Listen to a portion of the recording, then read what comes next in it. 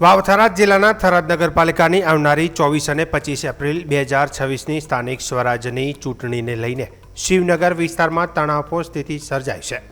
Ward number 1 અને ward number 5ના રહીશો ખાસ કરીને મહિલાઓએ ચૂંટણીમાં ગેરરીતિ થવાની આશંકા વ્યક્ત કરી તંત્ર સામે અવાજ ઉઠાવ્યો છે। આ મુદ્દે કોંગ્રેસની મહિલા આગેવાનો તેમજ સ્થાનિક બહેનો દ્વારા વાવ-થરાદ જિલ્લા પોલીસ અધિક્ષકને લેખિત રજૂઆત કરવામાં આવી હતી। રજૂઆતમાં આક્ષેપ કરવામાં આવ્યો છે કે વિસ્તારમાં દેશી અને વિદેશી દારૂનું ખુલ્લેઆમ વેચાણ થઈ રહ્યું છે, જે આચાર સંહિતાનો ભંગ છે। સાથે જ મતદારોને લલચાવવા માટે દારૂ અને નાણાંની ગેરકાયદેસર હેરફેર થતી હોવાની પણ શંકા વ્યક્ત કરવામાં આવી છે। મહિલાઓએ વધુમાં આરોપ લગાવ્યો હતો કે કેટલાક સ્થાનિક પોલીસ કર્મચારીઓ ચોક્કસ રાજકીય પક્ષ તરફ ઝુકાવ રાખતા હોય તેવી સ્થિતિ ઊભી થઈ રહી છે, જેના કારણે ચૂંટણીની નિષ્પક્ષતા પર પ્રશ્નચિહ્ન ઊભો થયો છે। રજૂઆત દરમિયાન મહિલા આગેવાનો અને પોલીસ અધિકારીઓ વચ્ચે ઉગ્ર બોલાચાલી થવા પામી હોવાની માહિતી સામે આવી છે, જેના કારણે મામલો વધુ ગરમાયો છે। શિવનગર વિસ્તારના રહીશોએ તંત્ર પાસે માગણી કરી કે વિસ્તારમાં કડક પેટ્રોલિંગ ગોઠવવામાં આવે, સીસીટીવી દેખરેખ રાખવામાં આવે, દારૂ તથા નાણાંની ગેરકાયદેસર હેરફેર પર તાત્કાલિક રોક લગાવવામાં આવે, સાથે જ ચૂંટણી પ્રક્રિયા પારદર્શક અને નિષ્પક્ષ રીતે યોજાય તે માટે કડક પગલાં લેવાની અપીલ કરવામાં આવી છે।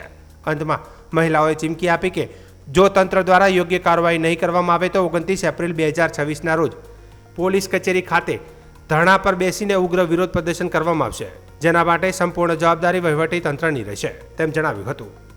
નહીં, આજે અમે વોર્ડ નંબર 1ના 4 ઉમેદવારો, વોર્ડ નંબર 5ના ઉમેદવારો અહીંયા એસપી સાહેબને રજૂઆત કરવા માટે આવેદનપત્ર આપ્યું છે કે ખુલ્લેઆમ પાણીની જેમ શિવનગરમાં અત્યારે દારૂ વેચાઈ રહ્યો છે। વચ્ચે મહિનો 2 મહિના શાંત થયું હતું, પણ હવે જે ચૂંટણી આવી છે જે ભાજપના ઉમેદવારો છે એ ખુલ્લેઆમ ઘરો ઘર જાય અને દારૂનું વિતરણ કરી રહ્યા છે। આજે અમે એસપી સાહેબે ખૂબ સારી રીતે અમને સાંભળ્યા છે અને આશ્વાસન આપ્યું છે અને બાંયધરી આપી છે કે તાત્કાલિક ધોરણે બેન અમારી અમે ટીમ મૂકીએ છીએ અને જ્યાં પણ તમારા જે પ્રશ્ન છે એ અમે હલ કરીશું। અને જે બે પીઆઈ સાહેબો છે એ નવા છે, એમની પહેલી વખત જ મુલાકાત થઈ છે, પણ અહીંયા જે પૂર્વ એટી ચૌધરી સાહેબ હતા, પટેલ સાહેબ હતા, ખૂબ એમની સારી કામગીરી રહી છે અને અમને એસપી સાહેબ ઉપર વિશ્વાસ છે કે અમારી આ બહેનોની રાડ સાંભળી અને તાત્કાલિક ધોરણે સાહેબ નિર્ણય લઈ અને ટીમ દ્વારા દારૂ બંધ કરાવશે એવી બાંયધરી આપી છે।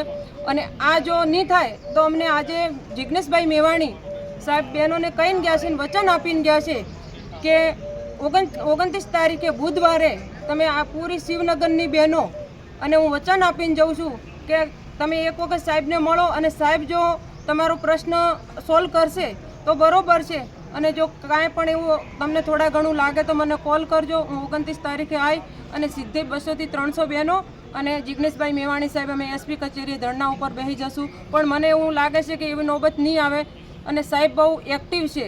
તો સાહેબે આજે અમને આશ્વાસન આપ્યું છે અને જે બાંયધરી આપી છે એટલે અમને થોડોક વિશ્વાસ છે, પણ જોઈશું હવે શું થાય છે।